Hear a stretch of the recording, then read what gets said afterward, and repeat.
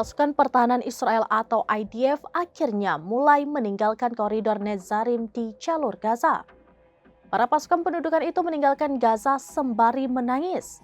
Mereka merasa kecewa lantaran usaha selama 1 tahun terakhir ini dirasa sia-sia.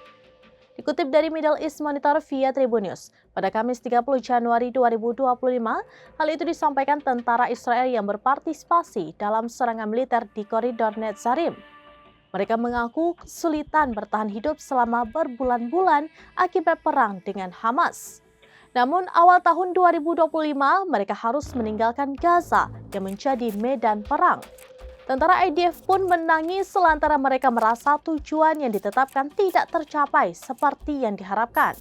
Sementara ribuan warga Palestina yang mengungsi mulai kembali ke jalur Gaza Utara. Mereka berjalan kaki di sepanjang jalan Ar-Rasyid di pesisir pantai berdasarkan perjanjian gencatan senjata.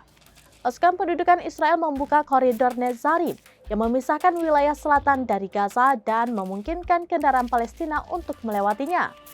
Namun beberapa kali tentara IDF melepaskan tembakan ke warga Palestina yang hendak kembali ke Gaza. Serangan itu dikecam keras lantaran Israel melanggar kesepakatan gencatan senjata.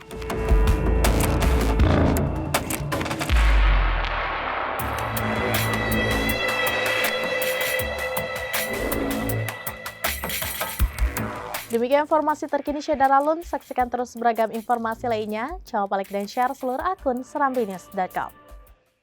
Download Tribun X sekarang, menghadirkan lokal menjadi Indonesia.